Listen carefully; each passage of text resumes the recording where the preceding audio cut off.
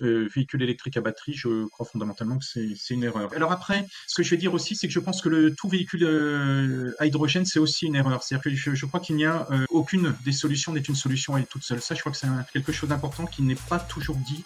Plutôt, on aime bien en Europe, peut-être en France, opposer les choses, si on est des joueurs d'échecs avec les blancs, les noirs, il y en a un des deux qui gagne. Je crois que là, on est plus dans quelque chose où il est nécessaire d'avoir une vision de complémentarité entre les technologies. Et je crois vraiment que les technologies électriques batterie et les technologies hydrogène peuvent être complémentaires. Le très bon véhicule à hydrogène, c'est un véhicule hybride rechargeable à hydrogène. Voilà, ça c'est la solution zéro émission qui, à mon sens, a le plus de sens pour un futur peut-être pas hyper proche, mais quand même pas si lointain. Après, le véhicule hybride, et c'est là qu'on en revient à la question peut-être sur les moteurs thermiques en 2035, je crois que l'hybride rechargeable est une excellente solution pour adresser le problème du CO2. Alors, il ne le résout pas à 100%. Par contre, les dogmatiques vous diront c'est pas zéro émission, et ça, on en revient à ce problème de est-ce que, à vouloir être dogmatique, finalement, on ne va pas dans une impasse et dans une situation où finalement, on ne va pas arriver à adresser ce problème du réchauffement climatique suffisamment vite parce qu'on a voulu aller vers quelque chose d'un peu trop sophistiqué, trop cher, trop parfait, mais qui finalement ne va pas se développer massivement. Il faut peut-être qu'on réfléchisse parce qu'effectivement, il y a, je pense, un enjeu au niveau de l'industrie qui est extrêmement important. Et aujourd'hui, aller vers le véhicule électrique, c'est un peu donner les clés du véhicule de demain à la Chine. Enfin, c'est une image, mais c'est la Chine qui est aujourd'hui archi-dominante dans la fabrication de batteries. Alors on peut développer, malgré tout, ils partent avec un sacré avantage et on aura du mal à les rattraper, d'autant qu'ils maîtrisent beaucoup certains des matériaux qui sont nécessaires pour les fabriquer. Et c'est là que j'en reviens à cette idée de dire, tant qu'on n'a pas mis dans l'équation la manière dont va être utilisé le véhicule, c'est-à-dire de dire, pour les petits trajets, j'utilise l'électrique à batterie, j'utilise ma petite batterie d'hybride rechargeable parce que c'est ça qui est efficace d'un point de vue rendement, et pour les longs trajets, c'est moins efficace d'un point de vue rendement, mais par contre, je peux fonctionner sur l'hydrogène et je n'y fonctionne, mettons, que 20% du temps. Encore une fois, vous divisez le problème de l'hydrogène par 5 et le problème de la taille des batteries par 5, donc on est vraiment gagnant. Et si vous voulez faire 500 km avec une voiture, en essence, vous allez avoir besoin d'à peu près 15 kg d'essence. En hydrogène, vous allez avoir besoin de 5 kg d'hydrogène, mais 100 kg de réservoir. On y reviendra, le réservoir est beaucoup plus lourd que l'hydrogène qu'il transporte. Donc, et c'est beaucoup plus volumineux. Donc, vous voyez déjà que pour faire les 500 km, la voiture va être plus lourde, va embarquer plus de poids et va avoir moins de place pour mettre les bagages ou les passagers parce que les réservoirs vont prendre de la place. Si on passe en batterie, on a encore un facteur 4, c'est-à-dire pour faire les mêmes 500 km, il va falloir à peu près 320 kg de batterie. Donc, il y a un facteur 7 en poids entre l'essence et l'hydrogène et encore un facteur 4 en poids entre l'hydrogène et la batterie. Et ça, je crois que ça pose le sujet, c'est le vrai problème de ces voitures. Bienvenue à tous dans Planète Ingé, la première émission qui donne enfin aux ingénieurs une place de choix dans le brouhaha des médias. Je suis Mathieu Poulain et chaque semaine, j'ai le plaisir d'accueillir à mon micro un ingénieur au parcours exceptionnel pour nous partager son expertise et sa vision et vous permettre de comprendre l'actualité tech et ses enjeux. Préparez-vous à découvrir les coulisses de l'ingénierie qui façonne le monde d'aujourd'hui et de demain. Installez-vous confortablement car sur Planète Ingé, l'avenir commence maintenant. Bienvenue à tous dans ce nouvel épisode de Planète Ingénieur. Aujourd'hui, j'ai le plaisir de recevoir Bernard Niclot. Bernard, bonjour, comment allez-vous ? Bonjour, écoutez, je vais bien, merci. Alors Bernard, tu es président de Win Innovation. Tu travailles activement sur le développement du sport automobile propre, on va dire ça comme ça, donc développement du sport automobile hydrogène et électrique. Est-ce que tu peux nous en dire un petit peu plus sur Win Innovation ? Après, pour les auditeurs, on parlera un petit peu du parcours de Bernard quand même, qui est un ancien directeur technique à la FIA. Donc je pense que ça vaut le coup de parler un petit peu de ton parcours. Et puis ensuite, on va parler du futur du sport automobile, du futur de l'automobile de tourisme aussi. Et j'espère que ces sujets vont vous éclairer et vont vous passionner. Donc déjà, Bernard, est-ce que tu peux nous en dire un petit peu plus sur Win Innovation et ton activité actuelle ? Oui, alors Win Innovation est une société de conseil qui a pour but de développer l'innovation dans l'automobile et dans l'énergie, donc de conseiller les entreprises qui le souhaitent dans ces domaines-là. Et mon idée, moi j'arrive un peu en fin de parcours, ça se voit mes cheveux blancs.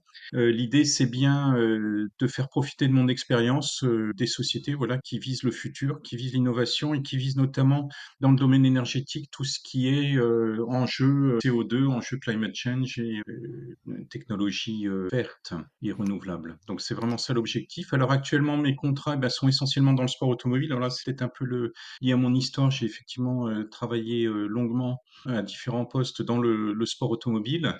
Et effectivement, le sport automobile aujourd'hui se préoccupe de décarboner son activité. Et donc, je travaille à ce titre comme consultant conseil pour l'Automobile Club de l'Ouest. Donc l'Automobile Club de l'Ouest, c'est l'organisateur des 24 heures du Mans, qui sont mondialement connus. C'est aussi l'organisateur du championnat du monde d'endurance, ce qu'on appelle le WEC dans le jargon, donc World Endurance Championship, et également l'organisateur de pas mal d'autres épreuves, y compris d'ailleurs de motos, de camions. Enfin, c'est une activité extrêmement vaste. L'Automobile Club de l'Ouest étant aussi un club automobile et donc très préoccupé par la mobilité du futur et considérant que effectivement le sport automobile a un rôle à jouer pour développer des technologies notamment zéro émission. Donc ça, on va pouvoir y revenir.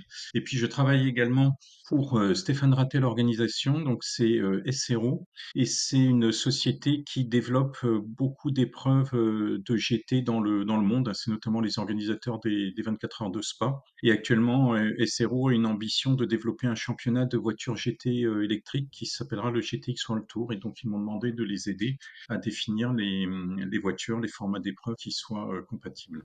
Ton parcours, à la FIA, qu'est-ce que tu en as tiré? Quelle est ta vision aujourd'hui, du sport, automobile? Moi, je crois que je suis passé à la FIA de 2010 à 2017, donc dans une période où effectivement le sport automobile a commencé à se préoccuper vraiment de décarbonation et de voitures propres. Et je pense que je suis arrivé au bon moment dans une période un petit peu charnière pour le sport automobile. Alors à la FIA, moi j'avais développé le championnat de voitures de FE, là, de formule électrique, donc ces petites monoplaces électriques qu'on voit évoluer dans les villes. Donc j'en avais fait le règlement technique et élaboré le concept technique en fait. Donc j'ai déjà eu par ce biais une expérience sur le sport automobile électrique en compétition. Également, j'avais travaillé à l'époque sur les règlements déjà avec la CO, mais en tant que FIA à cette époque-là, donc avec une autre casquette. J'avais travaillé sur un règlement de voitures hybrides qui ont été introduites au 24 heures du Mans et qui ont permis d'une année à l'autre à égalité de performance de faire 30% de consommation de carburant en moins. Donc c'était quand même assez spectaculaire. Et c'est un championnat qui à l'époque a très bien marché avec des courses extrêmement intenses, tout en étant effectivement des voitures beaucoup plus économes en carburant. Et ce que j'avais vu à la FIA également, c'est qu'on avait regardé finalement quel était l'impact CO2 du sport automobile. Et en fait, on arrive à une idée un petit peu qui est pas très conventionnelle. Mais d'abord, quand on regarde par exemple l'étude, on l'avait faite sur le championnat du monde des rallyes, donc le WRC, hein, ça devait être dans les années 2010 que j'ai fait ça. Et c'est une étude qui avait été faite conjointement entre la FIA et le groupe Michelin et qui avait été faite par des experts, une société suisse. C'est des gens qui avaient qui étaient tous docteurs, hein, enfin ils avaient tous des doctorats et très très branchés problèmes d'émissions de carbone. Donc c'était des gens qui n'avaient a priori aucune complaisance vis-à-vis du sport automobile. Et quand ils ont fait l'analyse de toutes les émissions, alors CO2, mais également des questions liées à la santé, hein, c'était plus vaste que ça, donc de l'empreinte finalement carbone et environnementale du sport automobile et donc du championnat du monde des rallyes, ils se sont rendus compte qu'une saison complète de championnat du monde des rallyes était moins émettrice notamment de CO2 que par exemple des Jeux Olympiques ou une Coupe du Monde de football. Alors ça paraît paradoxal, c'est lié au fait que finalement quand le chapiteau se déplace, hein, quand le spectacle va d'un pays à l'autre avec un rallye national, finalement les spectateurs sont déjà là et on n'a pas trop de mouvements de spectateurs et donc finalement pas tellement de CO2 émis. En fait, on se rend compte que dans ce genre de compétition, la principale source d'émissions, c'est pas les voitures, c'est pas le sport lui-même, hein, quel que soit le sport, c'est vraiment les spectateurs, les déplacements des spectateurs. Et là, il y a vraiment une réflexion à faire. Donc déjà, quand on dit le sport automobile, cette image qu'on a, ça émet, ça pollue, c'est sale, etc. Ça déjà, c'est factuellement pas vrai. C'est moins polluant que, encore une fois, des Jeux Olympiques ou ce genre d'épreuve. Mais après, il y a une autre réflexion qu'on a commencé à cette époque et qui nous a poussé d'ailleurs à développer ces voitures hybrides ou électriques, c'est qu'on s'est rendu compte qu'au cours de son histoire, le sport automobile avait permis de faire beaucoup de progrès à l'automobile et à la technologie automobile et notamment des progrès en termes de réduction de consommation. Et réduction de consommation, c'est directement de la réduction de CO2. Et par exemple, les 24 heures du Mans, le vainqueur des 24 heures du Mans en 62 devait consommer à peu près 2 fois plus de carburant que celui des 24 heures du Mans en 2013. Et on a encore réduit au moment où on est passé aux voitures hybrides en 2014. Donc le sport automobile a vraiment œuvré dans ce sens-là. Un exemple assez emblématique pour moi est le moteur turbo qui a été développé vraiment en Formule 1 et aux 24 heures du Mans dans les années 70. À l'époque, on savait pas trop si on pouvait y croire. C'est un moteur qui venait de l'aéronautique, qui avait été inventé pendant la guerre de 14, donc ça remontait à loin et ça apparaît au milieu des années 70 en sport automobile. Et en fait, c'est un moteur qui n'avait jamais été étudié pour une conduite de voiture. Et donc, c'est un moteur qui, autant dans le ciel, ne pose pas trop de problèmes, quand sur un circuit commençait à poser des problèmes parce que vous aviez un problème dit de temps de réponse du turbo, c'est-à-dire que la puissance venait avec un décalage par rapport au moment où vous la demandiez. C'est-à-dire que vous appuyez sur l'accélérateur, la puissance vient pas, et à un moment donné, elle vient, et quitte à vous surprendre, et y compris si vous, justement, à ce moment-là, vous voudriez commencer à freiner parce que vous arrivez dans un virage. Donc, c'était des voitures peu conduisibles. Il fallait des pilotes professionnels pour arriver à maîtriser ces engins-là. Mais le sport automobile a fait faire tellement de progrès à cette technologie que ces moteurs sont devenus tout à fait compatibles, hein. Le problème du temps de réponse a été éliminé et n'importe qui peut maintenant conduire une voiture turbo. Et ces technologies ont été appliquées sur les voitures de route actuelles. La plupart des voitures de route actuelles sont des petits moteurs turbo compressés et qui consomment beaucoup moins que les anciens moteurs de grosse cylindrée. Et donc on voit à travers ces progrès qu'a permis le sport automobile qu'en réalité non seulement il est finalement pas si émetteur de CO2, ou en tout cas pas beaucoup plus, ou même plutôt moins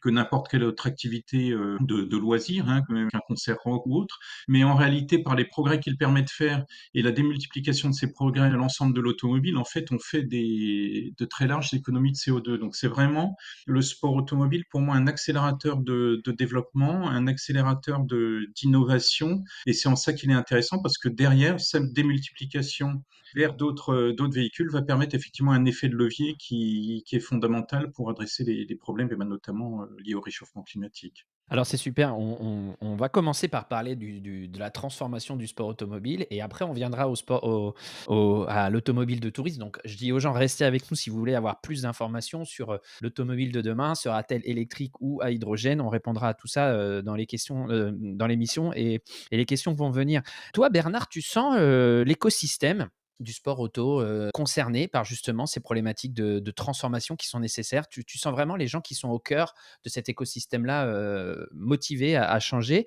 et est-ce qu'il y a aussi une volonté d'être, alors pas en termes de technologie, mais en termes de quantité de compétition, d'être plus sobre, peut-être moins d'événements, un petit peu moins de tout pour, justement, pérenniser le futur de tout ça? Ce qui est clair, c'est qu'il y a une vraie préoccupation au niveau de beaucoup d'acteurs du sport automobile liée à ces questions d'émissions.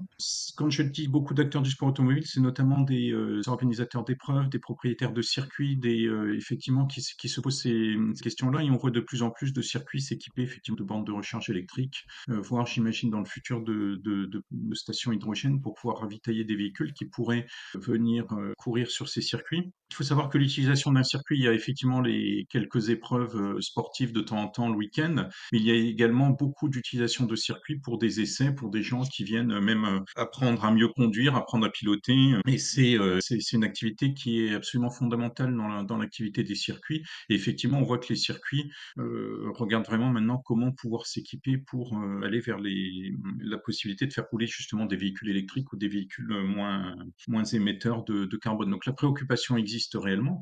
Puis après, je crois que c'est dans le sport automobile, vous avez beaucoup de gens passionnés qui ont envie de voir ça vivre longtemps et par l'amour du sport, hein. Et du coup, ces gens-là se disent si on reste avec cette image et en plus une réalité de technologie entre guillemets vieille CO2, ça va pas durer très longtemps et ça va poser un problème. Donc effectivement, comme ces gens-là ont envie que le sport soit pérenne, ils se préoccupent de ces questions-là. Donc je pense que là, il y a vraiment une très grosse prise de conscience. Après, effectivement, le sujet n'est pas facile. Et ce qu'il faut voir, c'est que par exemple, l'électrique à batterie aujourd'hui, c'est quelque chose qui a peu d'autonomie et qui est long à recharger. Donc faire des courses un petit peu vivantes avec ces véhicules-là, c'est compliqué. Moi, je l'ai expérimenté avec la Formule E. Si on a mis ces voitures au cœur des villes, c'est d'abord parce qu'on pensait que le futur de la voiture électrique était plutôt effectivement au cœur des villes, hein. C'est des véhicules qui sont bien adaptés à l'urbain et aux petits trajets, qui le sont moins sur les longues distances. Donc on trouvait que mettre la Formule E, ces monoplaces électriques, au cœur des villes, c'était quelque part assez cohérent avec message qu'on voulait faire passer. Mais derrière, il y avait aussi une réalité technique qui était tout simplement un problème d'autonomie et que plus vous allez aller vite, plus vous allez vous battre contre le vent et donc consommer de la puissance ou de l'énergie de façon, de guillemets, un peu inutile. Donc il était important pour nous d'avoir des courses où la vitesse moyenne était relativement peu élevée par rapport aux standards habituels du sport automobile. Et faire des courses en ville, c'est naturellement une façon de ralentir les voitures. Donc on arrivait à faire du coup un format de course qui était pas, qui pouvait rester intéressant tout en étant compatible de la technologie de ces voitures. Mais on voit bien que à ce moment-là, la technologie des voitures commence à impacter le format de course lui-même. Alors si on a pu le faire avec la Formule E, on ne peut pas le faire et on ne saura pas forcément le faire avec n'importe quel type de voiture et de format d'épreuve. Et là, l'opposé de la Formule E, j'ai envie de dire, c'est les 24 heures du Mans, une course qui va durer 24 heures avec des voitures qui doivent avoir assez d'autonomie, qui ravitaillent de temps en temps, qui doivent ravitailler rapidement. Ça, on a eu des projets de voitures expérimentales au Mans en voiture purement électrique à batterie. C'était franchement soit pas très performant, donc pas intéressant pour, ça aurait donné une image complètement négative du véhicule électrique, soit on arrivait dans des technologies, notamment des technologies de recharge, absolument hors normes et inapplicables dans l'automobile de tous les jours. Donc on s'est dit que c'était quand même pas très raisonnable, pour être clair. Donc effectivement, il y a un sujet. On ne peut pas forcément appliquer typiquement des voitures électriques à batterie pour tous les formats d'épreuves et tout ce qui se fait classiquement. Donc à nous de réinventer des nouveaux formats et peut-être aussi d'aller voir ailleurs que simplement dans l'électrique à batterie. Voilà moi ce que je peux en dire. Donc effectivement, ça pose des difficultés. Et puis je crois qu'il faut aussi apprendre à être patient dans ce domaine-là. C'est-à-dire que le sport automobile, il faut bien se rendre compte qu'il y a quelques épreuves phares, quelques championnats. Avec, il y a la Formule 1, le championnat du monde d'endurance. Vous avez les 500 miles d'Indianapolis, le championnat du monde des rallyes. Là, vous avez des épreuves extrêmement de très haut niveau avec des constructeurs de niveau mondial qui sont engagés, qui ont des équipes d'usines, etc. Donc ça, c'est un peu ce que la partie visible du sport automobile. Mais il y a également toute une activité de sport automobile beaucoup plus orientée vers amateurs, vers des catégories un peu moins performantes, hein, moins complexes également, et avoir une généralisation des véhicules zéro émission dans l'ensemble de ces catégories, de ces championnats, de ces voitures, ça va prendre du temps.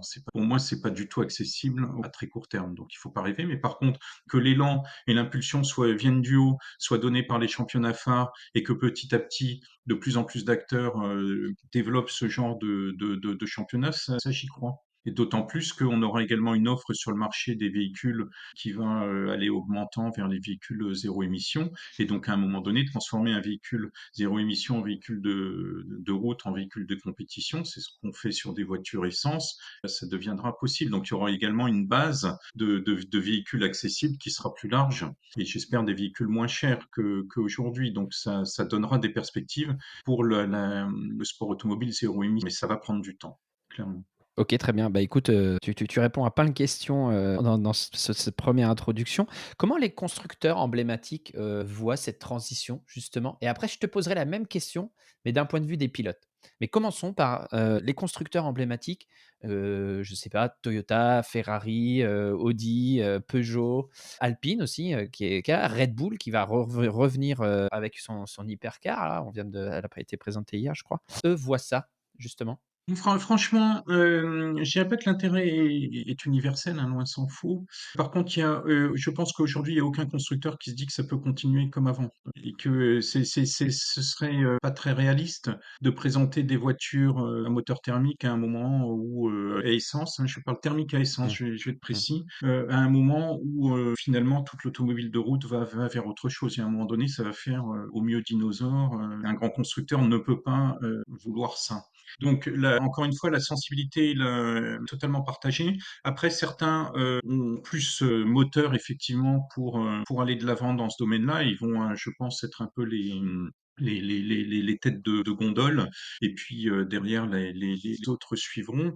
Alors il y a effectivement des constructeurs qui ont montré, alors notamment en endurance et avec l'hydrogène, qui ont montré déjà des voitures qui roulent. Donc Toyota a une voiture Corolla hydrogène qui roule notamment dans des courses au Japon. Donc ils ont été les premiers à faire ça. Ils ont aussi été les premiers d'ailleurs à faire ça en série sur la route avec la Toyota Mirai. Et ils ont même fait tourner une de ces voitures en hydrogène liquide l'an dernier aux 24 heures de Fuji, piloté par Monsieur Toyoda lui-même, donc le président et propriétaire qui pilote cette voiture. Donc c'est quand même très emblématique et ça montre comment dire, toute l'impulsion que veut donner la direction de Toyota à ces programmes-là. Après, on voit également des constructeurs comme Alpine qui a présenté très récemment son Alpine Alpenglow qui a roulé au Mans avec Zinedine Zidane en passager là, pour un tour de démonstration avant le départ des 24 heures du Mans. On a également en France Ligier qui s'y intéresse, qui a présenté une voiture construite avec Bosch, donc à hydrogène également, qui a aussi fait un tour de démo au Mans.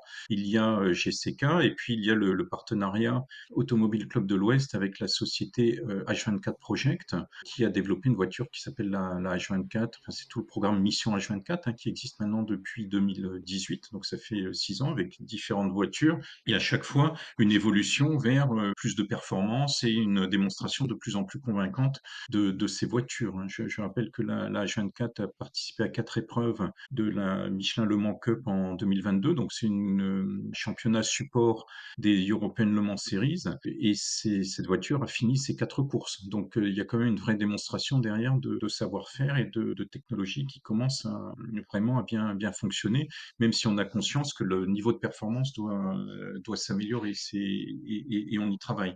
Donc il y a ces exemples-là aujourd'hui qui sont clairs. Donc derrière, il y a des constructeurs évidemment qui sont intéressés, hein, ceux qui construisent ces voitures. Toyota a également présenté une maquette d'un prototype qui pourrait préfigurer ce qui viendra aux 24 heures du Mans, puisque les 24 heures du Mans et le WEC s'engagent aujourd'hui dans le fait d'accepter des voitures hydrogènes dans leur course à horizon aujourd'hui 2028. Donc c'est une volonté affichée. C'est un programme qui a commencé en 2017, donc ça fait 7 ans. Et on voit qu'il faut du temps pour construire ces programmes-là, parce que la technologie est récente, mais c'est une volonté d'aller de l'avant dans cette direction-là qui ne faiblit pas. C'est-à-dire qu'il n'y a jamais eu un moment de doute où on s'est dit, bah, finalement, est-ce qu'on a bien fait, est-ce qu'on n'aurait pas mieux fait de faire autre chose? Non, pas du tout. Il y a une vraie volonté affichée d'aller dans cette direction et c'est avec cette continuité qu'on y arrivera. Ça doit exciter un peu les ingénieurs, non, d'être pionniers aussi, de construire un nouveau monde, plutôt que de continuer, avec l'ancien.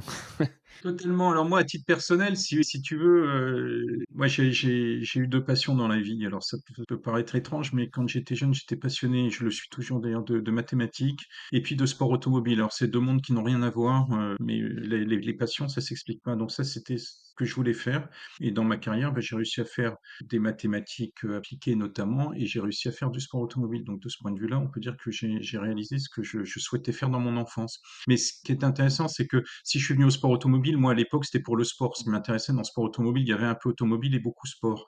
Aujourd'hui, ce qui m'intéresse, c'est peut-être plutôt un peu le sport et beaucoup l'automobile. Et effectivement, arrivant finalement, fait pas mal de choses dans ce monde-là, je me dis qu'aujourd'hui, ce qui m'intéresse, c'est effectivement d'œuvrer pour le futur et justement d'utiliser le sport automobile, qui encore une fois est vraiment un accélérateur d'innovation, pour développer des voitures qui auront du sens demain, c'est-à-dire pour adresser le problème actuel qui sont les émissions. Alors de deux, il y a aussi les NOx, il y a aussi d'autres types d'émissions, mais majoritairement de CO2 déjà pour adresser la question du réchauffement climatique. Et pour moi, c'est ce qui donne aujourd'hui du sens à mon activité. Et je pense que je suis pas le seul dans ce cas-là et qu'effectivement, tous les ingénieurs qui travaillent sur ces programmes chez les différents constructeurs, ben, ils ont envie de ça, ils veulent y arriver et c'est des gens qui ont envie, je pense, de laisser un monde plus décarboné, de pas continuer à s'enferrer dans ce problème de réchauffement climatique et qui mettent toute leur expérience et leurs compétences en œuvre pour ça. Donc oui, de ce point de vue-là, je pense que c'est des passionnés de ces questions-là. Est-ce que je fais une toute petite aparté par rapport à notre schéma d'interview. Est-ce qu'on trouve encore en France, des ingénieurs jeunes, compétents, motivés et intéressés par, ces sujets-là? Ou est-ce que, c'est un savoir qui se perd, comme dans beaucoup de secteurs malheureusement? On trouve, honnêtement, moi je trouve qu'en France, on trouve, des jeunes, qui sont passionnés. Il y a des bonnes écoles. Moi, je pense à une école qui a quand même formé beaucoup de gens dans le sport auto, mais aussi dans l'automobile, qui est l'ESTACA, hein. C'est clairement, là, vous trouvez vraiment des passionnés, des gens qui ont envie et qui sont compétents. Moi, je trouve qu'il y a, je suis toujours surpris de voir enfin non, je suis pas surpris de voir la compétence des jeunes parce que finalement, ils ne font qu'entretenir ce qui a été lancé, avant eux et j'espère qu'il le sera après eux. Ça veut simplement dire que quand on est défaitiste en disant finalement les jeunes sont plus motivés, ils sont plus aussi compétents et tout, honnêtement, c'est pas ce que j'observe dans ce milieu-là. Et je peux vous dire que j'ai été même récemment faire une mission un peu pas d'exploration, de compréhension un peu des développements d'hydrogène au Japon. Et si je l'ai fait dans le cadre d'un groupe là qui a été animé par le pôle véhicule du futur, donc avec des ingénieurs venant d'un peu tous les horizons des entreprises. Alors effectivement, tout intéressé par la question hydrogène et batterie. D'ailleurs, il y avait aussi un volet batterie. Mais voilà, moi j'ai rencontré beaucoup de gens qui sont jeunes, qui sont extrêmement compétents. Donc j'ai été moi bluffé par leur niveau. Donc non, je vois pas trop ce phénomène dans ce monde-là. Parenthèse fermée, je reviens à ma question de tout à l'heure. Que disent justement les pilotes de ces innovations qui arrivent, de ces nouveaux systèmes de propulsion? Et puis après cette question, on parlera un peu des challenges techniques, technologiques qui s'annoncent, des challenges réglementaires. Mais, réponds tout d'abord à la question que les pilotes, comment ils voient des choses arriver, les pilotes amateurs ou les superstars ou les professionnels? Je sais Oui, moi je crois que les pilotes que je côtoie au travers notamment du programme Mission H24, mais aussi les pilotes que j'ai pu croiser de développement de la Ligier Hydrogène par exemple ou de l'Alpine Alpenglow, ce sont tous des gens qui ont envie de découvrir comment fonctionnent ces nouvelles technologies. Et effectivement, là au niveau pilotage, il y a une adaptation à faire parce qu'ils ont à gérer l'énergie à bord. Alors ça se fait notamment au travers de la question de la récupération d'énergie au freinage. Donc le freinage, on voit bien que le pilote est assez impliqué lorsqu'il fait freiner plus ou moins bien sa voiture et en récupérant plus ou moins d'énergie. Et que on soit sur une voiture électrique à batterie ou une voiture à hydrogène, de toute façon, la quantité d'énergie à bord est limitée. On peut pas mettre de l'essence autant qu'on veut comme dans une voiture essence pour différentes raisons, on pourra y revenir. Et donc, du coup, cette notion de gestion de l'énergie est fondamentale et je crois que c'est ce qui diffère le plus pour les pilotes d'une voiture classique. Et on voit que autant ceux qui pilotent en Formule E que ces pilotes de développement sont extrêmement intéressés à comprendre comment ça fonctionne, comment ils peuvent tirer le meilleur de la voiture. C'est assez vertueux par rapport au monde de demain où l'énergie est quand même quelque chose qui va rester une denrée rare. Et donc, il est intéressant de développer des voitures qui gèrent au mieux leur énergie, qui la gaspillent entre guillemets le moins possible. quelles sont les grandes lignes des contraintes technologiques, qu'on rencontre et comment on les résout, actuellement? À quelle vitesse? Moi, je crois que si aujourd'hui on avait du pétrole autant qu'on veut durablement pendant des centaines d'années et que les voitures essence n'émettaient pas de CO2, il n'y aurait aucune raison de changer pour autre chose. Autrement dit, si on va vers d'autres technologies, c'est bien parce que les voitures essence posent problème en termes notamment d'émissions de CO2 et puis en termes aussi de limitation des ressources énergétiques. Mais clairement, les technologies alternatives des voitures du futur sont des technologies qu'on ne choisirait pas s'il n'y avait pas ce problème-là. Et donc, quand est-ce qu'on les utilise? Ben, quand on n'a pas vraiment d'autre choix. Je crois que ça, c'est un préambule à faire. Et ça se voit, par exemple, mais je vais donner en termes de stockage d'énergie à bord, puisqu'on est parti de là. Aujourd'hui, si vous voulez faire 500 km avec une voiture, en essence, vous allez avoir besoin d'à peu près 15 kilos d'essence. En hydrogène, vous allez avoir besoin de plus de 100 kilos. Pas d'hydrogène. Vous allez avoir besoin de 5 kilos d'hydrogène, mais 100 kilos de réservoir. On y reviendra, le réservoir est beaucoup plus lourd que l'hydrogène qu'il transporte. Donc, et c'est beaucoup plus volumineux. Donc, vous voyez déjà que pour faire les 500 kilomètres, la voiture va être plus lourde, va embarquer plus de poids et va avoir moins de place pour mettre les bagages ou les passagers parce que les réservoirs vont prendre de la place. Si on passe en batterie, on a encore un facteur 4, c'est-à-dire pour faire les mêmes 500 kilomètres, il va falloir à peu près 320 kilos de batterie. Bon, c'est des ordres de grandeur. Après, on peut toujours discuter des rendements, enfin, et de l'évolution fine des technologies, mais en ordre de grandeur, c'est ça. Donc il y a un facteur 7 en poids entre l'essence et l'hydrogène et encore un facteur 4 en poids entre l'hydrogène et la batterie. Et ça, je crois que ça pose le sujet, c'est le vrai problème de ces voitures. Et donc, comme on peut pas mettre du poids autant qu'on en veut, comme on ne peut pas occuper tout le volume pour mettre les réservoirs, parce que sinon on peut plus emmener de personnes ou de passagers, c'est un peu gênant. On loupe un peu l'objectif de l'automobile. Il est clair qu'on est obligé de limiter la quantité d'hydrogène ou la taille de la batterie qu'on a à bord. Et c'est pour ça que je disais que ces voitures vont fonctionner à énergie limitée à bord. Et donc ça, je crois que c'est une des grosses différences entre l'essence et les voitures hydrogène ou électriques à batterie. Moi, je vois un des très gros écarts à cet endroit-là. Alors après, il y a des tas de conséquences. Quand vous augmentez le poids d'une voiture, eh bien, il faut augmenter la taille des structures de sécurité d'absorption de crash, par exemple. Donc, ce sont des effets qui ne sont jamais vertueux. C'est pour ça que la vraie problématique de ces voitures-là, c'est cette question de poids et de volume des systèmes de stockage d'énergie qui sont beaucoup plus importants qu'en essence. Alors après, une fois qu'on a donné cet inconvénient-là, l'avantage, c'est que ces voitures sont zéro émission. Donc on adresse complètement à l'usage, en utilisation, pas forcément en fabrication, mais en utilisation. Alors clairement, en voiture hydrogène telle qu'on l'imagine au Mans et en championnat du monde d'endurance, il faudra effectivement ravitailler ces voitures. Et donc il y a effectivement tout un sujet qui concerne le système de ravitaillement, c'est-à-dire qu'on ne développe pas seulement les voitures et les règlements pour les voitures, on développe aussi toute l'infrastructure de ravitaillement. Et ça, c'est un vrai sujet parce que ça a un coût. Les ordres de grandeur de coût des systèmes de ravitaillement, ça se compte en millions d'euros, mais pas qu'un million d'euros. Donc, faut voir que c'est quand même des choses qui sont pas données, voire qui peuvent aller assez vite au-delà. Et le problème, effectivement, au début, c'est que si on développe ces systèmes pour un circuit, pour au début peut-être une course par an, mettons avec de l'hydrogène, c'est quand même très cher pour le circuit pour une course par an. Et donc, ce qu'on essaye de faire, c'est de développer, donc avec le partenaire énergétique de la CO notamment, là, qui est Total Energy, on essaye de développer des systèmes de ravitaillement qui soient modulaires, transportables, de façon à ce qu'on puisse les mettre d'un circuit à l'autre et que finalement, on communalise d'une certaine manière l'investissement qui est fait.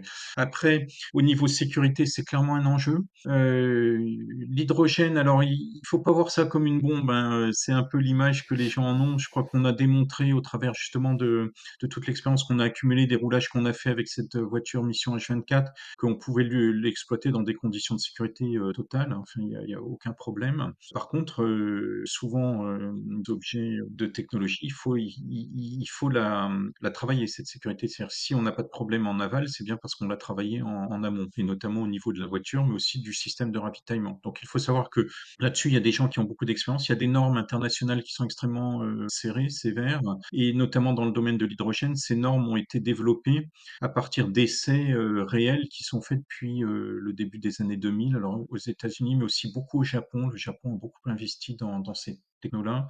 Et moi, j'ai visité des centres d'essais de véhicules hydrogène, de réservoirs hydrogène liés à la technologie hydrogène, qui sont impressionnants à voir, dans lesquels on a fait des essais réels. Par exemple, on fait brûler une voiture pleine d'hydrogène, qu'est-ce qui se passe? Voilà. Quels sont les systèmes de sécurité à mettre en œuvre pour que ça ne soit pas un problème, justement. Donc, il y a des systèmes de valves qui s'ouvrent sous l'effet de la chaleur, par exemple, qui permettent de ne pas augmenter la pression indéfiniment dans le réservoir, et donc on ne risque pas de voir éclater le réservoir. Donc tout ça est extrêmement maîtrisé, et surtout, à partir de cette maîtrise et de cette compréhension de l'hydrogène, on a débouché sur des normes. Donc c'est la norme R134 GTR notamment, qui sont extrêmement sévères. Par exemple, aujourd'hui, alors l'hydrogène, il faut savoir que c'est un gaz qui est très léger, donc qui prend beaucoup de place. C'est l'élément le plus abondant de l'univers, mais il prend aussi beaucoup de place. C'est aussi pour ça qu'on a du mal à le stocker à bord. Donc on le stocke aujourd'hui sous forme de réservoir gazeux à 700 bars. Alors 700 bars, c'est 700 fois la pression atmosphérique. C'est aussi le poids d'un éléphant sur un timbre-poste à peu près en ordre de grandeur. Donc c'est colossal. Et donc pour ça, on a des réservoirs qui sont faits en fibre de carbone. Ils doivent faire 3 à 4 cm d'épaisseur, hein. C'est monstrueux à voir. C'est aussi pour ça que c'est lourd. Ces réservoirs sont lourds pour ça. Et par contre, on les teste à plus de 2 fois la pression de fonctionnement. Donc on les teste en gros à 1600 ou 1700 bars. Ils ne doivent pas éclater sous ces pressions-là pour en réalité fonctionner à 700 bars, et même souvent Ok. moins, parce que dès que le réservoir commence à se vider, la pression diminue. Donc il y a vraiment des normes de sécurité qui sont extrêmement pointues, rigoureuses, et c'est ce qui permet effectivement de rendre cette technologie d'un bout à l'autre de la chaîne complètement sûre. On va parler, avec l'Ineris d'ailleurs, tu as donné un surtout. élément de On réponse a là, il travaillé peut avec retrouver des eux choses qui pour vont s'appliquer aux justement, véhicules de tourisme, donc valider le on va fait passer que les sur ce systèmes de sujet. gravité, on imagine, La la sont sûrs. Voilà, donc on l'arrêt travaille des avec voitures des thermiques en experts 2035, du bonne ou domaine de la mauvaise idée? sécurité de ces domaines-là. Moi, alors, je vais parler de manière beaucoup plus personnelle, hein, ça n'engage que moi. Je trouve que ce n'est pas une excellente idée. D'abord, je pense que ça vient un peu tôt et je pense qu'il y a un côté un petit peu rigide là-dessus. Alors, déjà, il faudrait qu'on comprenne un peu mieux. Je crois qu'il y a beaucoup de discussions aujourd'hui au niveau de la commission sur ce qu'on entend par l'arrêt des moteurs thermiques. Typiquement, ce qu'on voit émerger Bien aujourd'hui, sûr. c'est une technologie de moteur thermique à hydrogène, donc qui brûle de l'hydrogène. Et ça, c'est quasiment zéro émission. Donc on ne voit pas pourquoi ces moteurs devraient être interdits et pourquoi la commission ferait un choix technologique et pas un choix de résultat, finalement, fonctionnel de résultat.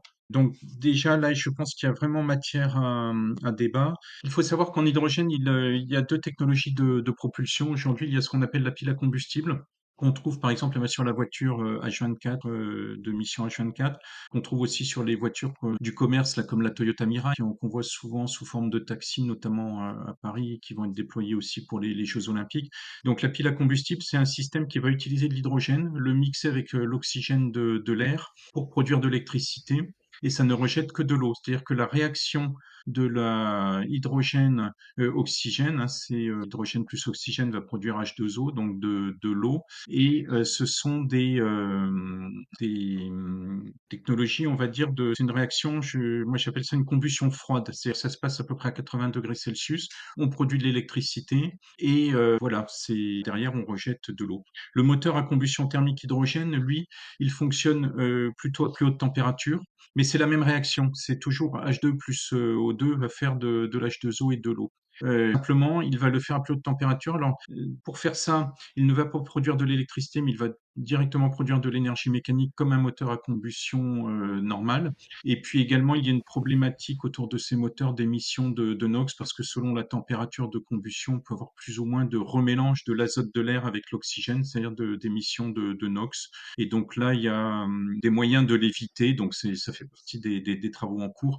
Mais c'est ça les deux grandes catégories de powertrain. Comment va se jouer la balance, toi, d'un point de vue, peut-être au niveau de l'utilisation? Ou est-ce que l'électrique, finalement, on va se rendre compte que c'était utopique et on basculera, à terme à 100 hydrogène, pour revenir à une voiture, quelle est ta vision, toi, de la balance? Et puis, on verra la question industrielle juste après. Alors encore une fois, moi, ma vision de la balance, c'est que je pense que le tout électrique et à batterie et l'électrique, quand je dis à batterie, c'est qu'effectivement, une voiture à pile à combustible hydrogène, en fait, la pile produit de l'électricité, donc en fait, derrière, vous avez des moteurs électriques. Donc quelque part, c'est aussi une voiture électrique, mais à hydrogène. Mais fondamentalement, quand on parle de voiture électrique, en général, on pense à batterie. Donc on va rester dans cette idée-là. Je crois que le tout véhicule égal véhicule à batterie, c'est une erreur. Enfin, je n'y crois pas. Je pense que la technologie batterie a beaucoup d'intérêt. Il y a des champs d'application qui sont très pertinents, mais le véhicule électrique à batterie, je crois fondamentalement que c'est une erreur. Alors pourquoi? Alors après, ce que je vais dire aussi, c'est que je pense que le tout véhicule à hydrogène, c'est aussi une erreur. C'est-à-dire que je crois qu'il n'y a aucune des solutions n'est une solution à elle toute seule. Ça, je crois que c'est quelque chose d'important qui n'est pas toujours dit.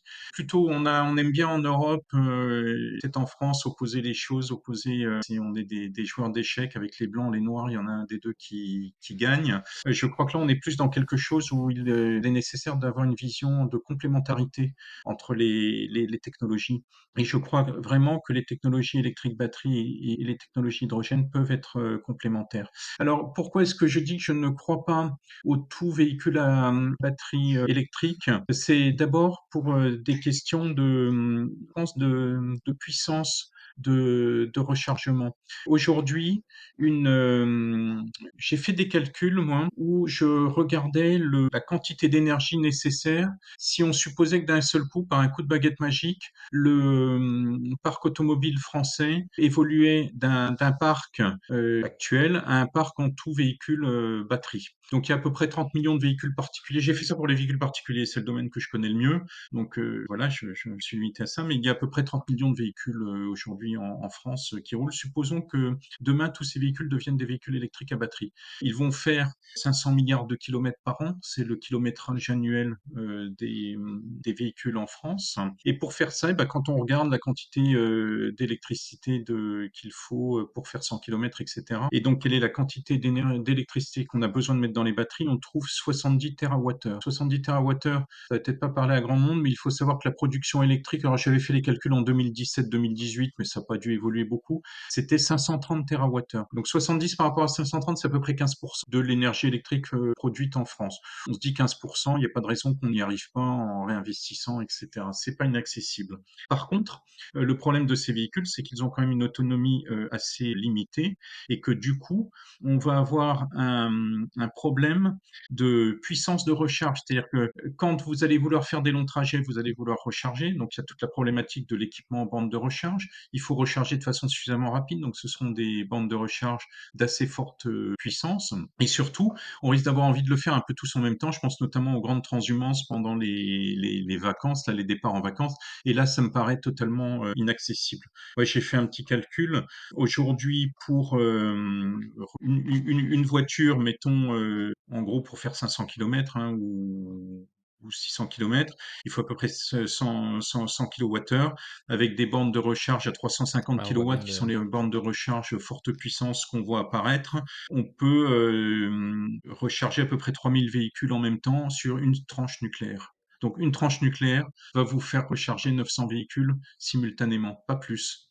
Donc, dans les périodes de grande transhumance, on voit qu'on va avoir ce problème-là de disponibilité de la puissance électrique. Ça, c'est pas de l'énergie. L'énergie, c'est la quantité d'électricité. La puissance, c'est à quelle vitesse vous allez l'utiliser, notamment dans la recharge. Et là, je crois vraiment que ça ne passe pas.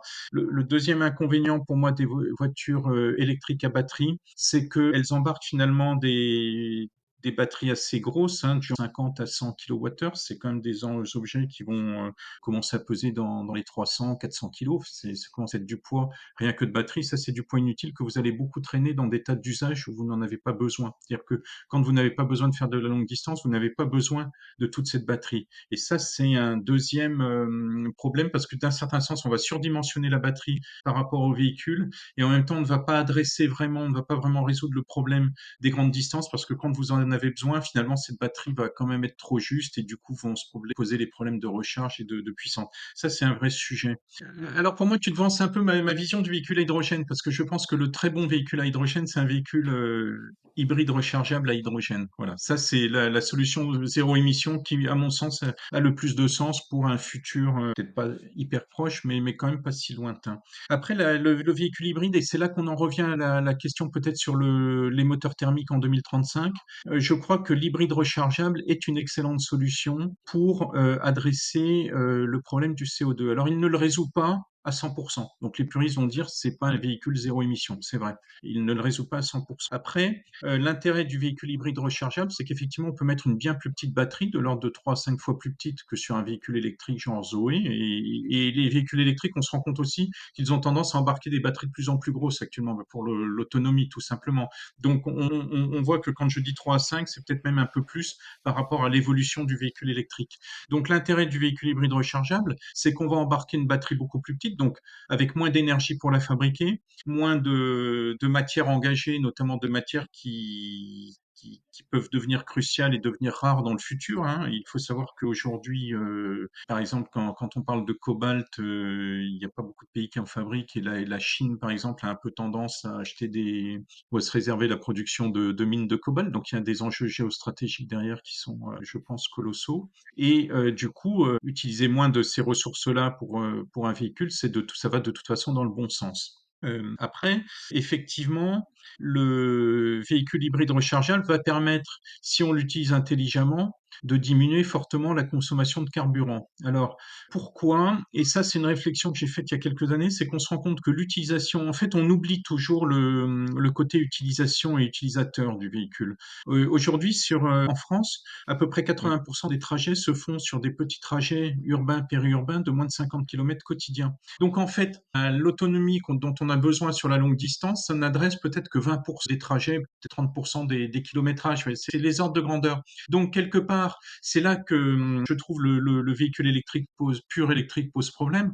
C'est un peu étonnant de dire pour adresser ces 20% de voyages un peu longs, je fais une voiture qui est capable de ça et qui en est capable, on va dire plus ou moins pour le véhicule à batterie actuel. Et du coup, j'engage des ressources, alors qu'en réalité, ce véhicule, j'ai besoin d'en utiliser beaucoup moins de sa batterie sur presque 80% des trajets et du temps.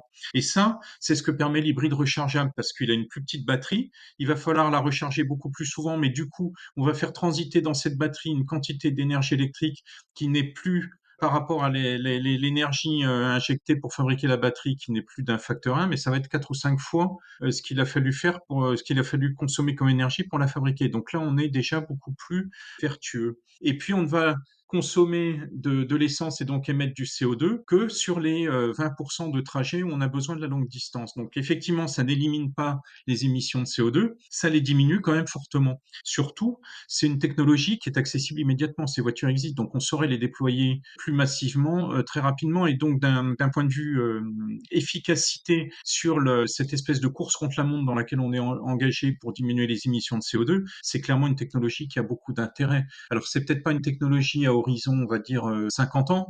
Peut-être que là, effectivement, il faut passer à des choses beaucoup vraiment zéro émission. Mais si on veut adresser rapidement une diminution des émissions de CO2 par le transport, c'est quand même une très bonne solution. Par contre, les dogmatiques vous diront c'est pas zéro émission, etc. On en revient à ce problème de est-ce que à vouloir être trop dogmatique, finalement, on ne va pas dans une impasse et dans une situation où finalement on ne va pas arriver à adresser ce problème du réchauffement climatique suffisamment vite parce que on a voulu aller vers quelque chose d'un peu trop sophistiqué, trop cher, trop parfait, mais qui finalement ne va pas se développer massivement. Ça, c'est la vraie question. Alors, je finirai sur l'hybride rechargeable par une dernière considération qui, je pense, l'a un peu, comment dire, c'est un peu discrédité aujourd'hui l'hybride rechargeable. C'est le fait qu'il faut qu'il soit utilisé intelligemment. C'est-à-dire que si effectivement vous avez un véhicule hybride rechargeable, que vous ne le rechargez pas et que vous allez en ville en consommant de l'essence, vous pouvez avec un hybride rechargeable, ça n'a aucun sens. Parce que là, effectivement, vous allez embarquer plus de poids de batterie. Enfin bref, c'est complètement idiot. Donc il faut s'assurer, et ça je pense que il doit y avoir moyen de le faire par l'intelligence qu'on va mettre dans la voiture et peut-être par le contrôle qu'on va faire réglementairement sur la voiture, que quand vous êtes en ville, vous êtes bien à utiliser votre batterie. Comment se situent les constructeurs européens par rapport à ça? Ils en parlent pas beaucoup. Enfin, on a l'impression que certains constructeurs asiatiques sont un peu en avance sur le sujet, mais que les constructeurs européens sont un peu, moi, c'est mon impression, je me trompe peut-être, hein, comme les lapins, les yeux pris dans le phare, tu sais, ils sont tiraillés entre la réglementation qui va les obliger à faire du full électrique, continuer sur cette voie hybride fossile, ou tout de suite anticiper sur ce véhicule à hydrogène. Donc, donne-nous un petit peu le statut des discussions rapidement si tu sais, et puis ce statut industriel des constructeurs historiques européens. Ouais, Au oui. niveau de la commission, je sais pas en haut lieu ce qui se dit.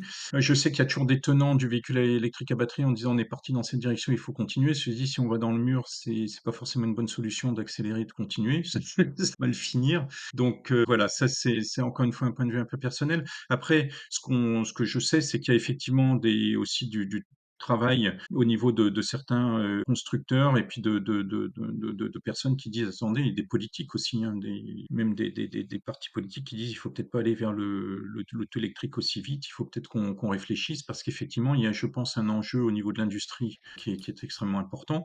Et aujourd'hui, aller vers le véhicule électrique, c'est un peu donner les clés du véhicule de demain à la Chine. Enfin, c'est une image, mais c'est la Chine qui est aujourd'hui archi dominante dans la fabrication de batteries. Alors on peut développer, malgré tout, ils partent avec un sacré avantage et on aura du mal je pense, à les rattraper, d'autant qu'ils maîtrisent beaucoup certains des matériaux qui sont nécessaires pour les fabriquer. Donc c'est quand même un peu dangereux. Alors on s'est dit au moment du Covid, plus jamais on devait être dépendant à ce point de l'étranger, notamment de la Chine. Aujourd'hui, le véhicule électrique à batterie, il envoie un message un peu inverse, c'est-à-dire qu'on se remet dans les mains de la Chine. Donc ça, je crois que c'est un vrai sujet. Et puis il faut savoir qu'aujourd'hui, on a une industrie, notamment notamment de moteurs, hein, en Europe, qui est quand même très développée. Donc, transformer toute cette industrie en industrie de batterie, c'est quand même aussi un challenge. Et là aussi, il faut peut-être pas aller trop vite. Moi, je pense, c'est Saint-Exupéry qui avait une formule qui disait la vie toujours fait craquer les formules. Et je crois que c'est vrai. C'est-à-dire qu'à un moment donné, on risque au niveau européen d'être rattrapé par une réalité quand les gens qui travaillent dans ces industries se retrouveront sans emploi parce qu'on achète des batteries en Chine. À grande échelle, ça risque de poser problème. Pas à petite échelle, mais à grande échelle, ça va poser problème. Donc c'est là que je crois, encore une fois, que le développement de solutions qu'on peut améliorer de motorisation, c'est quand même quelque chose d'essentiel. Alors, il y a, encore une fois, dans la motorisation, elle peut être à essence. Je crois que tout ce qu'on peut faire comme progrès sur les moteurs à essence qui permettent rapidement que ces moteurs émettent moins de CO2, c'est de toute façon bénéfique parce que ils sont quand même assez massivement développés. C'est une technologie accessible dès maintenant qui est pas chère, quoi, alors que l'électrique à batterie c'est cher, l'hydrogène c'est cher.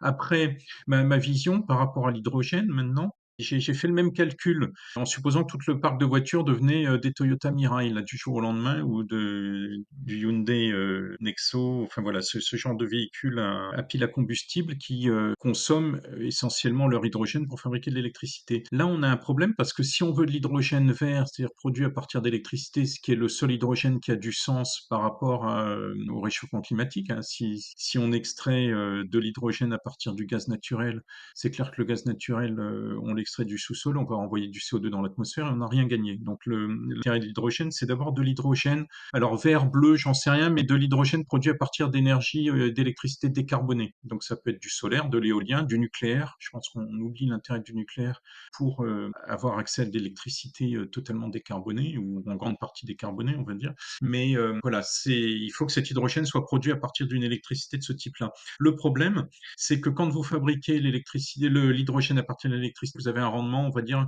je vais simplifier, je vais dire de l'ordre de 50%. Après, ça peut être un peu mieux, on peut faire de la cogénération, mais mettons pour fixer un ordre de grandeur 50%. Si derrière vous utilisez cet hydrogène, par exemple dans une pile à combustible ou dans un moteur à combustion hydrogène, vous allez nouveau avoir un rendement de 50%. À la fin, vous avez 25% de rendement, c'est-à-dire que pour 4 kWh que vous allez utiliser en électricité pour produire cet hydrogène, à la fin, vous avez 1 kWh à la roue. C'est une division par 4. Donc ça, c'est un problème. Et quand on refait le calcul par rapport à mes terawattheures de tout à l'heure, on se rend compte que si tout le parc français passait en voiture électrique à pile à combustible, il faudrait de l'ordre de 320, enfin plus 300 terawattheures pour faire rouler ces voitures toute l'année à 500 et faire les 500 milliards de kilomètres. Et donc, c'est plus de la moitié de la production électrique actuelle française. Là, on se rend compte qu'on a un petit souci d'ordre de grandeur. Et c'est là que j'en reviens à cette idée de dire, tant qu'on n'a pas mis dans l'équation la manière dont va être utilisé le véhicule, c'est-à-dire de dire, pour les petits trajets, j'utilise l'électrique à batterie, j'utilise ma petite batterie d'hybride rechargeable parce que c'est ça qui est efficace d'un point de vue rendement. Et pour les longs trajets, c'est moins efficace d'un point de vue rendement, mais par contre, je peux fonctionner sur l'hydrogène et je n'y fonctionne, mettons, que 20% du temps. Encore une fois, vous divisez le problème de l'hydrogène par 5 et le problème de la taille des batteries par 5. Donc, on est vraiment gagnant. Donc, ma vision, c'est que même si Ils on en sont où dit nos on n'est industriels pas alors là-dedans, intéressé par une transition où on diminuerait fortement les émissions de CO2, on veut vraiment une zéro émission, la technologie, une technologie hybride rechargeable à hydrogène aurait beaucoup de sens.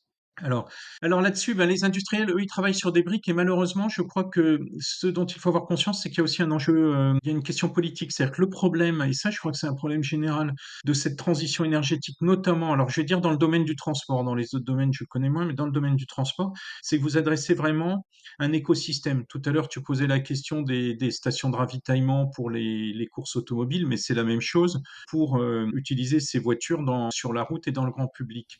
Et donc, pour avoir cette vision-là, les constructeurs tout seuls ne l'ont pas. Donc les constructeurs sont capables de développer des briques technologiques et actuellement, moi je vois qu'au-delà de la pile à combustible, il y a quand même un gros travail et un gros intérêt sur les moteurs à combustion interne à hydrogène. Il faut savoir que ces moteurs ont un meilleur rendement en 3 ans, ils ont sont développés à un point où ils ont un meilleur rendement que les moteurs diesel actuels. Moi, j'ai vu ça à un symposium à Vienne là, en avril. C'est absolument impressionnant. Donc, on se dit qu'il y a les gens là qui travaillent autour de ces moteurs vous disent que c'est pas fini, quoi. Ils vont encore améliorer. Donc, il y a vraiment là quelque chose où l'industrie automobile peut avoir quelque chose à dire et où effectivement on voit des acteurs majeurs qui développent des briques technologiques dans ce sens-là. Maintenant, pour utiliser ces briques technologiques dans les véhicules, là, à un moment donné, le politique devra aussi se positionner et notamment si on souhaitait aller vers des hybrides rechargeables à hydrogène, je pense qu'il faudrait que le politique en ait conscience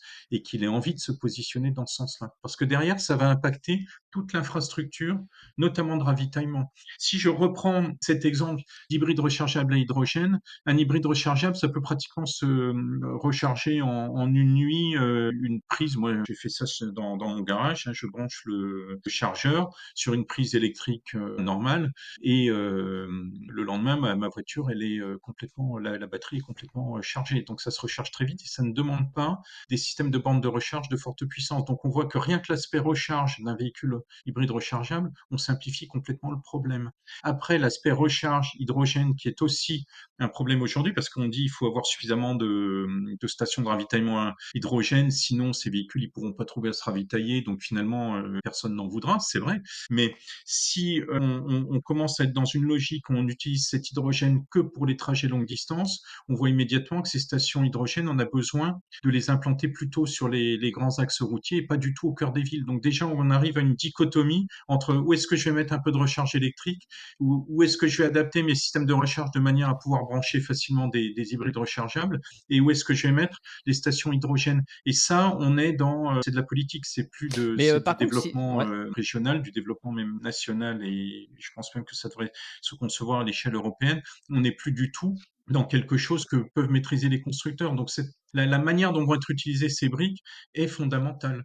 Mais pour en revenir à cette question-là, Bah, ouais. si je finis le raisonnement sur l'hybride rechargeable hydrogène, si j'utilise 5 fois moins d'hydrogène par véhicule, en même temps, la même station de ravitaillement hydrogène va pouvoir permettre de ravitailler 5 fois plus de véhicules. Donc, quelque part, la vitesse avec laquelle je vais devoir développer mon Ouais. infrastructure de recharge hydrogène va être changée également. La question du poids reste, je pense, intrinsèque à ce type de véhicule et on ne l'évitera pas complètement. Je crois qu'aujourd'hui, le gros dilemme par rapport à cette notion d'hybride rechargeable hydrogène, par exemple, moi, on me pose souvent la question du coût.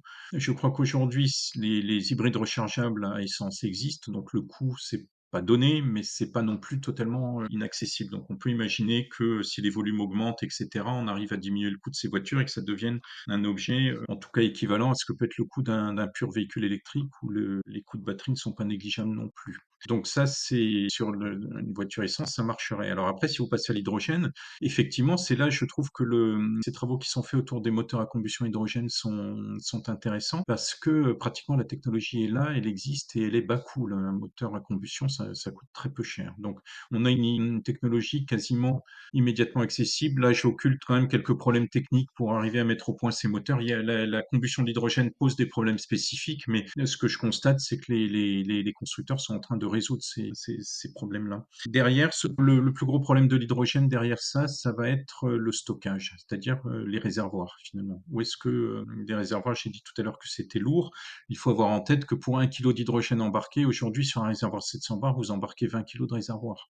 Donc si vous voulez 5 ou 6 kilos d'hydrogène pour faire 500 km ou 10 kilos d'hydrogène pour faire 1000 km d'autonomie, sachant qu'on consomme à peu près 1 kilo d'hydrogène aux 100 km, il va vous falloir des réservoirs qui vont peser de l'ordre de 200 kilos, quoi. Enfin, c'est assez facilement. Donc c'est intrinsèquement lourd. Après, l'autre problème aujourd'hui de la techno actuelle, c'est que les réservoirs sont chers. Faire un réservoir 700 bars, c'est aujourd'hui une technologie. Ok. Donc, dans une voiture à hydrogène, il faut savoir qu'un réservoir 700 bars, pour 1 kilo d'hydrogène, en gros, on a 20 kilos de réservoir. Je disais tout à l'heure que c'était des épaisseurs de carbone extrêmement épaisses, hein, c'est plusieurs centimètres d'épaisseur, donc tout ça pèse lourd. Et donc, effectivement, si on veut avoir 10 kilos d'hydrogène, mettons, pour faire à peu près 1000 kilomètres d'autonomie, il va falloir des réservoirs qui vont faire au bas mot 200 kilos. Donc, on commence à être dans des technologies effectivement lourdes. Ça, c'est un point. Le deuxième point, c'est que pour fabriquer ces réservoirs en carbone, Ce sont des technologies qui sont chères parce qu'il faut enrouler les filaments de carbone, le matériau lui-même n'est pas donné. Et puis derrière, il faut le passer en autoclave, il faut le polymériser pour qu'il devienne une coque rigide. Et ça, c'est pas des process qui s'industrialisent facilement. Aujourd'hui, ce que je vois, c'est qu'on a des process de fabrication de réservoirs qui permettent d'envisager des diminutions de coûts sur les réservoirs. J'ai l'impression que je t'ai perdu, Mathieu. Process de fabrication de réservoirs, aujourd'hui, je pense qu'on peut arriver à diminuer dans le futur le coût du réservoir. Je pense que c'est un des derniers gros points sur lesquels il faut travailler. Ça va être le coût du stockage. Alors, on va peut-être pas faire des miracles au niveau du poids du réservoir. On peut faire des choses bien meilleures en termes d'encre réservoir et de capacité à le loger avec des formes un petit peu différentes d'un cylindre dans des voitures. Donc ça peut permettre un gain de place. Ouais. Écoute, moi, je voudrais conclure en disant qu'effectivement, je crois beaucoup en l'ingéniosité humaine pour résoudre les problèmes qui se sont posés depuis toute l'histoire de l'humanité. Aujourd'hui, il est clair que le challenge CO2 est fondamental et c'est pour ça qu'on travaille sur ces nouvelles technologies. Pour moi, il est clair, je l'ai déjà dit, mais je le répète, que ça ne peut pas passer que par les constructeurs automobiles. Pour une fois, les seuls industriels n'ont pas toutes les clés de la solution. Ça passe aussi par cette notion d'infrastructure et d'écosystème. Et puis moi, je voudrais finir par un mot sur l'automobile, parce que finalement, on fait tout ça. Au fond, on peut dire, on n'a peut-être plus besoin d'automobile. Moi, je crois que l'automobile est un objet qui a révolutionné la structure de nos sociétés. La place de l'automobile, c'est pas seulement, comment dire, une forme de liberté ou un plaisir et un peu gratuit. Je crois que ça a fondamentalement transformé nos sociétés et ça, je crois qu'il faut qu'on arrive à le pérenniser. D'où l'intérêt de travailler sur une voiture propre et sur une mobilité propre. Merci, à bientôt.